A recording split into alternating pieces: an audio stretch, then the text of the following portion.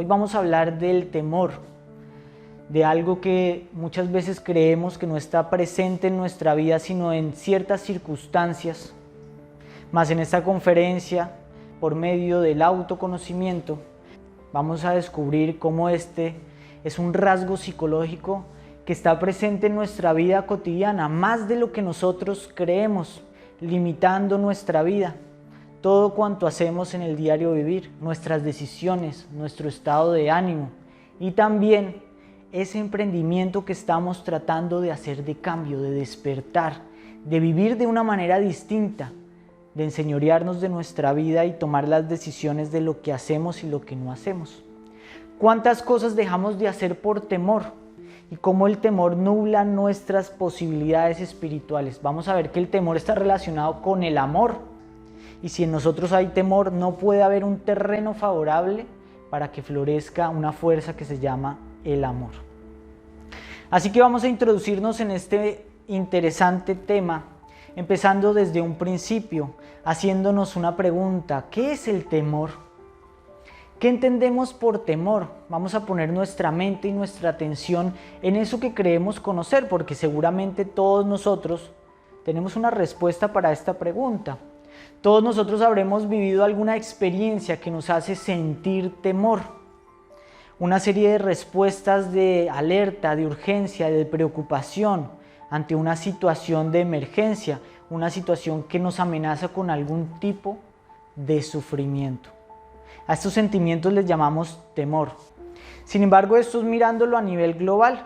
En esta conferencia vamos a saber y vamos a investigar por medio de la exploración del autoconocimiento que existen diferentes clases de temor. Esto es muy importante para que sepamos cuál es el temor sobre el cual podemos hacer un trabajo espiritual, un trabajo interior. En este estudio pues vamos a investigar el temor y vamos a descubrir un primer tipo que llamamos el temor instintivo.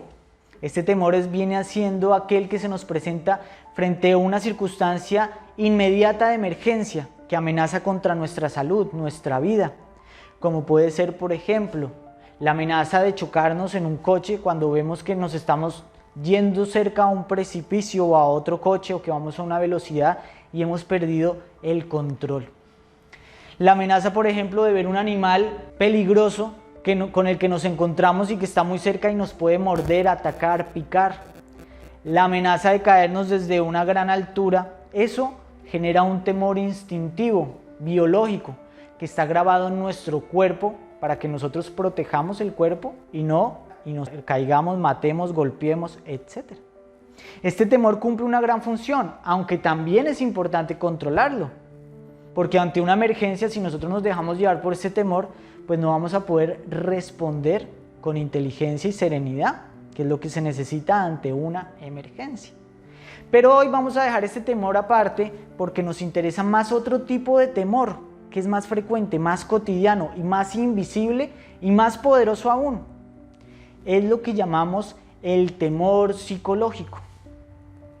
A diferencia del anterior, este temor no nos sale puntualmente frente a una circunstancia peligrosa, porque este temor es producido por nuestra propia mente, por imaginaciones, por fantasías, por hipótesis de cosas que la mente prevé que nos pueden llegar a ocurrir en el futuro al encontrarnos en una circunstancia que nos amenaza con sufrimiento.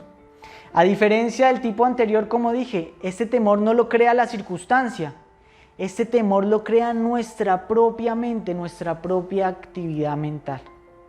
Es decir, que podemos estar sentados en un lugar cómodo, seguro, tranquilos, sin ninguna amenaza a nuestro alrededor y podemos estar experimentando temor. ¿Cierto? Si nosotros aprendemos a autoobservarnos en la vida cotidiana, pues vamos a ver que este temor es muy frecuente. Es mucho más frecuente que el temor instintivo, natural que tenemos para sobrevivir. Porque si nosotros miramos en nuestro diario vivir, es muy raro que estemos expuestos a una situación de emergencia.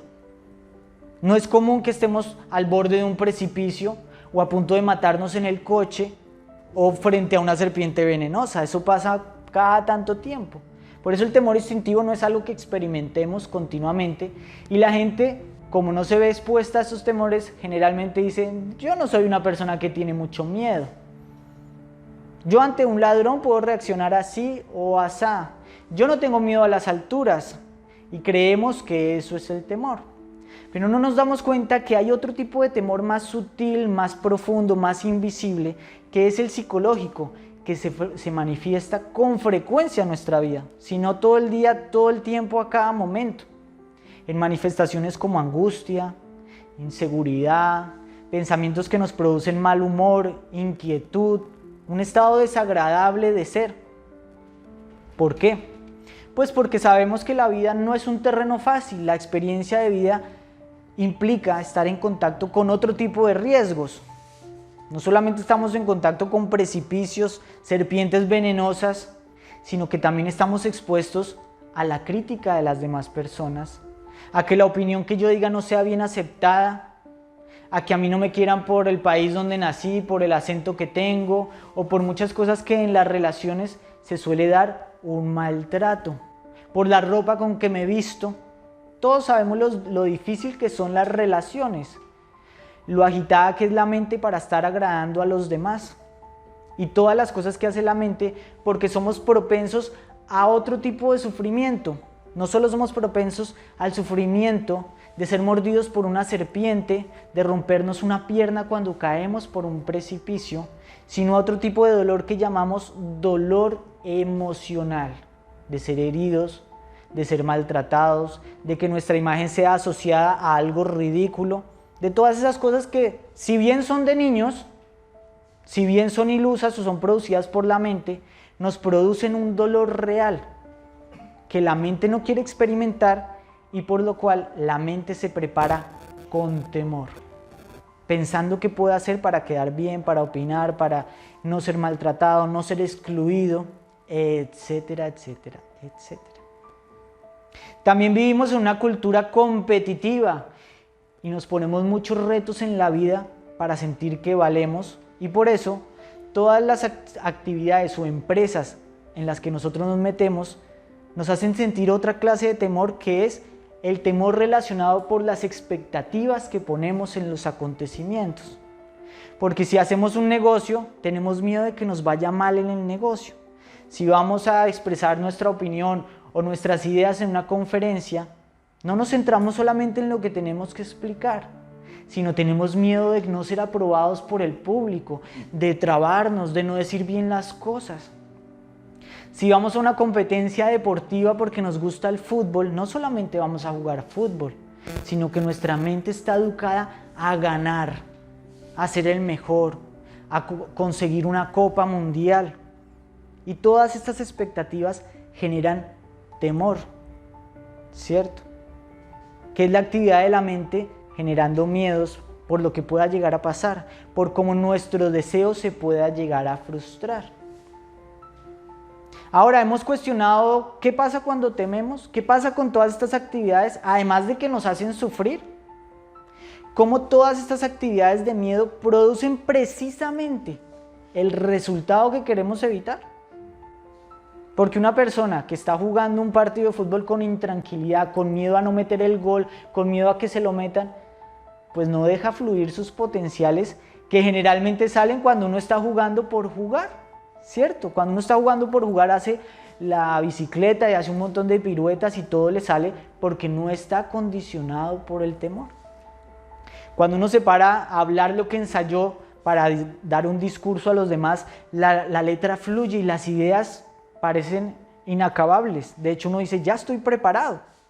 Pero cuando se para enfrente del auditorio, la lengua se traba, las piernas empiezan a temblar, empieza uno a transpirar o a sudar. ¿Por qué?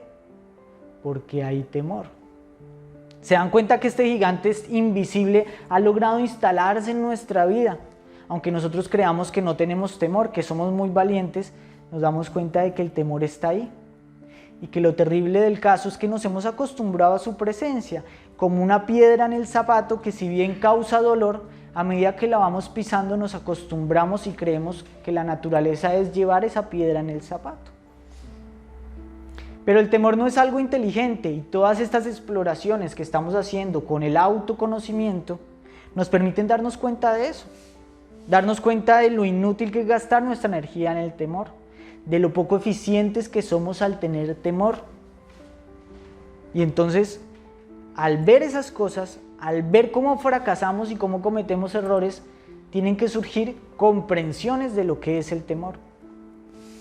Sin embargo, mientras tanto, pues deberemos seguir en ese laberinto de imaginaciones, de preocupaciones, de diálogos mentales, donde la mente tiene una característica particular, porque obsérvense cuando tengan temor y van a darse cuenta que la mente nos hace pensar en todas las posibilidades de que las cosas salgan mal, que si bien existen y si nos ponemos a pensar en ello, pues las encontramos. Si yo me voy de viaje y me pongo a pensar en cómo en el aeropuerto me puede pasar esto y aquello y cuando llegue al hotel se me pueden quedar las maletas, pues voy a estar todo el tiempo sufriendo, imaginando esas posibilidades. Bueno, ¿y por qué no podemos pensar en las posibilidades de que las cosas salgan bien, en lo que tenemos que hacer para que las cosas salgan bien? Depende en qué centremos nuestra atención.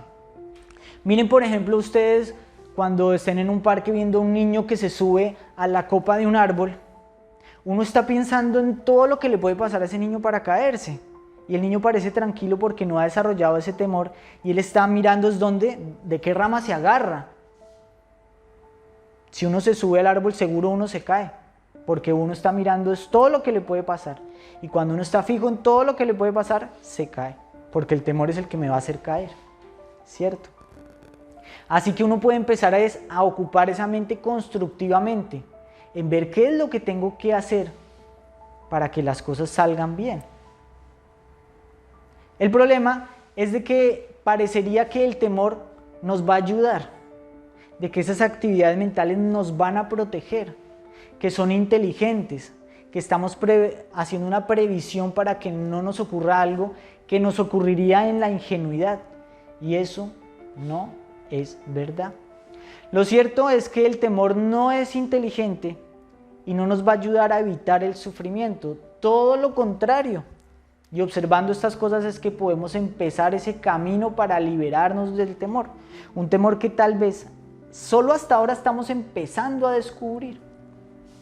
El temor no ayuda a evitar el sufrimiento porque en sí el temor ya es sufrimiento. Por eso hay una frase que dice, el que teme sufrir, sufre de temor, ¿cierto? Cuando uno empieza a ver esto, se da cuenta de que tiene que hacer un trabajo sobre el temor y empezar a cambiar toda esa modalidad que tiene la mente, que generalmente se va instalando y se va afianzando año tras año, porque vamos creciendo y nadie nos enseña a observar nuestros miedos. ¿Y qué pasa? Arrastrar una mente condicionada, susceptible al temor, pues es un gran obstáculo para la vida, para todo cuanto ustedes emprendan. Y también, sobre todo, si nosotros decidimos emprender, recorrer el sendero del despertar de la conciencia, de liberar nuestros potenciales más elevados. El temor es un gran obstáculo para recorrer el camino del despertar. Y curiosamente es solo una sombra que tiene un gran poder de echarnos para atrás e incluso de hacernos retirar del camino interior sin siquiera haber enfrentado un obstáculo real. Sin haber empezado. Porque el temor nos hace retroceder cuando imagina el obstáculo sin siquiera existir ese obstáculo. Así es el temor. No nos deja aventurarnos a explorar y a conocer nuestros potenciales. Porque si Dios puso el camino ahí, es para que nosotros lo recorramos y porque lo podemos recorrer. Pero si desarrollamos una actitud heroica, que no es para vencer obstáculos, sino para vencer nuestros propios temores. Porque si bien es cierto que el camino interior es desafiante, el camino interior precisamente nos va a llevar a un desarrollo de nosotros mismos porque nos invita a enfrentarnos con esos temores que nos impiden dar el paso a una vida distinta. Precisamente el camino interior nos va a invitar a recorrer caminos inusuales y a salir de la masa, del rebaño, que está integrado por personas que tienen miedo. Porque ¿qué es lo que hace que los borregos se metan en un rebaño? ¿Coraje, valentía, exploración, creatividad? No, miedo, ¿cierto? Y entonces El camino interior nos dice, tienes que desarrollar tu propia inteligencia, tienes que desarrollar tu propia creatividad, tienes que aprender a vivir por ti mismo, tomar tus decisiones. Inmediatamente va a salir la mente a proyectarnos preguntas como, ¿y de qué voy a vivir?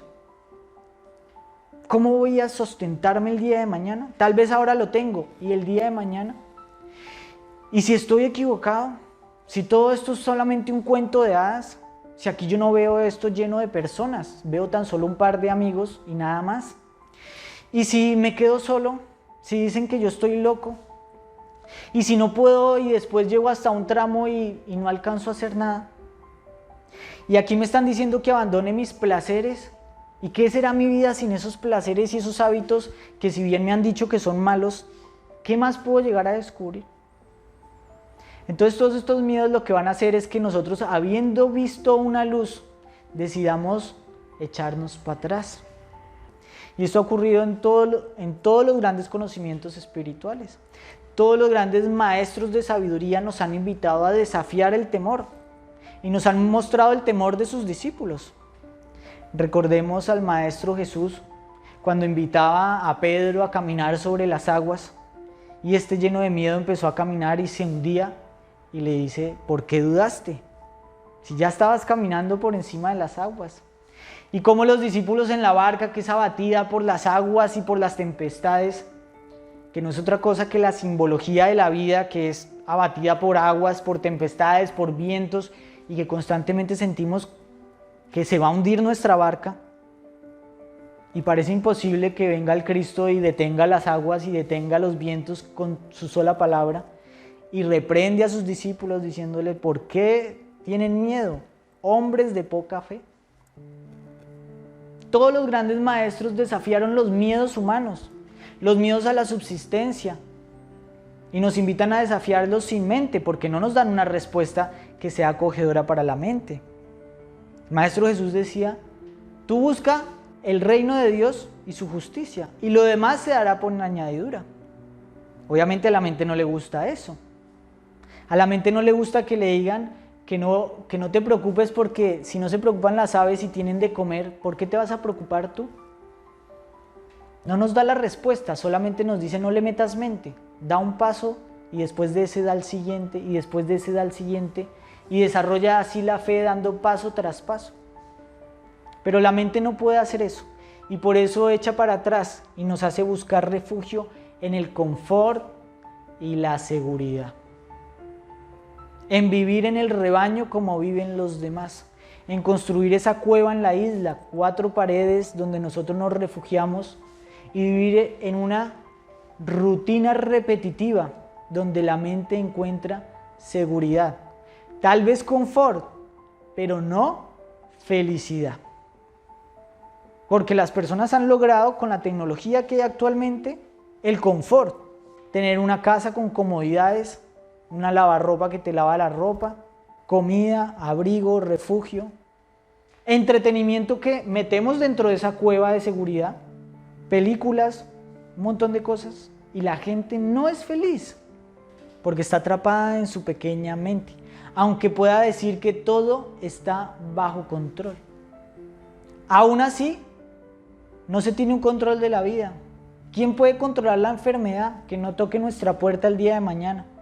¿Quién puede controlar los cambios de un terremoto? Personas que lo pierden todo en un segundo. No podemos lograr la seguridad que la mente quiere, porque no existe tal seguridad, ¿cierto? Entonces, el desafío para esta conferencia es preguntarnos cómo podemos evitar los riesgos de la vida para aventurarnos sin temor.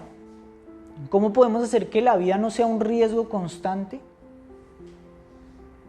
Que sea más llevadera y así no sintamos temor. ¿Se puede hacer eso? ¿O será que lo que podemos hacer es disolver esa nube de temor y que la vida se presente tal y como es? Porque ¿quién puede hacer que la vida no sea un riesgo? ¿Quién puede hacer que la vida no sea algo cambiante y que las personas que están hoy junto a ti mañana no lo estén? Y que hoy tengas abundancia y mañana no. O tal vez tú puedes liberar una fuerza superior que disipe esa sombra del temor. Y entonces aquí vamos a descubrir una relación que hay entre el temor y una fuerza maravillosa que se llama la fuerza del amor.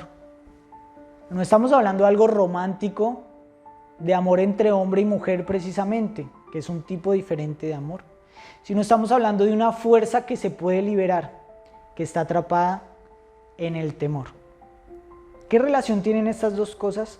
¿Y cómo podemos abastecernos de esta fuerza, agarrarnos de ella para trascender las dificultades de la vida? ¿Cómo lo hicieron los grandes maestros como Jesús, que todos se le fueron encima y sin embargo tuvo la osadía de caminar hacia la cruz sin temor? ¿Qué relación tiene pues esta fuerza y cómo es que el temor no la deja florecer? Pues porque la base del temor es la protección del yo. ¿Y si no hay yo, habrá temor? Por supuesto que no. El problema es que nosotros, en vez de disolver el yo, lo fortalecemos. Lo llenamos de habilidades, nos ponemos muchas máscaras, nos llenamos de elocuencia, nos llenamos de títulos y creemos que estas cosas nos van a ayudar a enfrentar la vida, cuando estas cosas solamente están ocultando nuestro más profundo temor, nuestra fragilidad a vivir. Y estas cosas lo único que hacen es que nosotros protejamos el yo y que no pueda haber esa entrega total y esa liberación de la fuerza del amor. Cuando uno empieza a trabajar todas estas máscaras, entonces comienza una liberación de esa fuerza. Y es así como podemos enfrentar las batallas de la vida, tal como lo hizo David con Goliat. Es un símbolo magnífico, maravilloso, de lo que es liberar una fuerza superior que parece inferior, porque es una fuerza que no tiene lanzas, no tiene armaduras, no tiene habilidades, y sin embargo vence todos los obstáculos. Porque eliminando el temor desarrollamos una clase de valentía que no surge del ego, sino de la ausencia de ego. Porque si alguien me critica y no hay un yo que sufra por la crítica, no hay una identificación con esa crítica, pues no hay sufrimiento emocional. Y si ya no hay sufrimiento emocional, pues no hay que proteger. No necesito tener armaduras, ni saber responder, ni tener un título, porque ya no estoy buscando que respeten a alguien, porque sé que eso son palabras que se las lleva el viento. Parece imposible que una persona desnuda pueda vencer a un gladiador con armaduras y armas, pero Dios nos muestra que así son los milagros de la vida. Obviamente eso tiene una profundidad simbólica que nosotros debemos ver. Porque el conocimiento nos está invitando a quitarnos todos esos excesos, todas esas posesiones, todas esas habilidades en las que nos envolvemos y de las que hablamos en nuestras relaciones y a estar desnudos, completamente sin nada. Más vulnerables aún. Pero si está esa fuerza del amor que surge, no hay ningún sufrimiento. Y como repito que no estamos hablando de una fuerza romántica, sino estamos hablando del amor cuando hay ausencia de ego, porque ya no estoy pensando en defender el yo. ¿Me hago entender? Al no haber ego que proteger, ahí hay amor, porque ya no estoy protegiéndome a mí mismo, luchando contra los demás, y entonces ahí hay libertad total del temor. Y si estoy jugando al fútbol, pues voy a jugar al fútbol, pierdo o gano, la paso bien. Y ahí hay una fuerza que es la fuerza del amor. No estoy pensando en quién va a ganar, ni estoy pensando en aplastar a mi contrincante. Sin embargo, me divierto y hago las mejores piruetas. Y si estoy dibujando, no es para que alguien vea mis dibujos y desarrollar el ego más grande, sino simplemente estoy dibujando por dibujar. Entonces no hay temor y nos sacamos esa piedra del zapato para siempre. Obviamente eso no nos va a dar el reconocimiento social, no nos va a dar estatus, no nos va a dar placer, pero nos da ausencia de temor total, libertad total, lo cual es también felicidad total. Ante las circunstancias, pase lo que pase, ocurra lo que ocurra, me salga bien o me salga mal. Y esta fuerza pues es muy necesaria porque vivimos en un mundo lleno de ego y por lo tanto lleno de temor, donde las personas se nos presentan valientes, poderosas, nos enfrentan o ni siquiera nos saludan en la calle porque parece que no les interesamos. Pero en realidad estas personas están llenas de miedo, están encubriendo ese miedo. Es como el perrito que tiene miedo y uno lo arrincona en una esquina. ¿Qué creen que va a hacer? Va a mostrar los dientes, no porque sea valiente, sino porque tiene miedo. La gente está muerta de miedo. Y por eso ustedes hacen un reclamo en la farmacia y ¿con qué les van a responder? Con violencia. Y ustedes le hablan a una persona y no le contesta en la calle, porque tiene miedo. No es que sea valiente y fuerte, no es que quiera ignorarlos, es que tiene miedo. La gente tiene miedo por todo lado. No es que los países sean fuertes y por eso utilizan bombas nucleares para amenazar a otros. No, es que están muertos de miedo. Son débiles completamente. Y por eso se llenan de armas hasta los dientes, de ejércitos. Porque si hubiera amor, no habrían ejércitos directamente.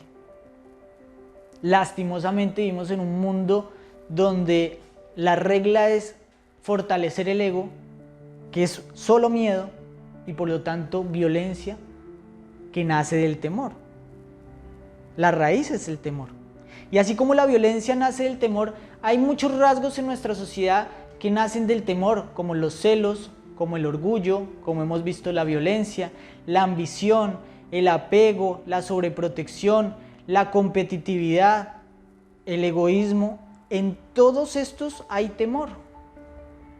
Es decir, que en nuestras relaciones de pareja hay miedo, en nuestras relaciones familiares hay miedo y creemos que es amor, sobreproteger a nuestros hijos para que no les pase nada.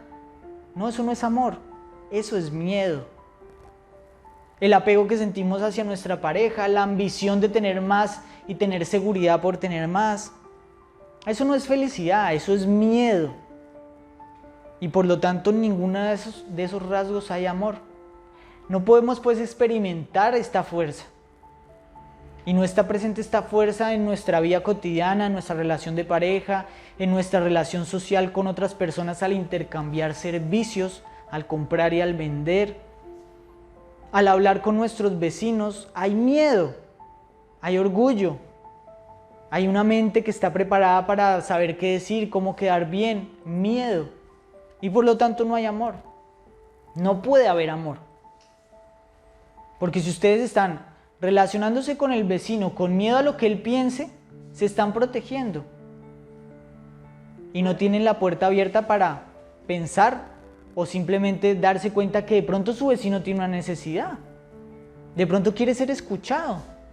Hay miedo. Y eso es un obstáculo para el amor. Entonces, para que haya amor tenemos que desnudarnos y eso es lo que nos va a permitir ser una luz en medio de la oscuridad. Porque cuando permitimos el amor, todo lo que tocamos se empapa de ese amor.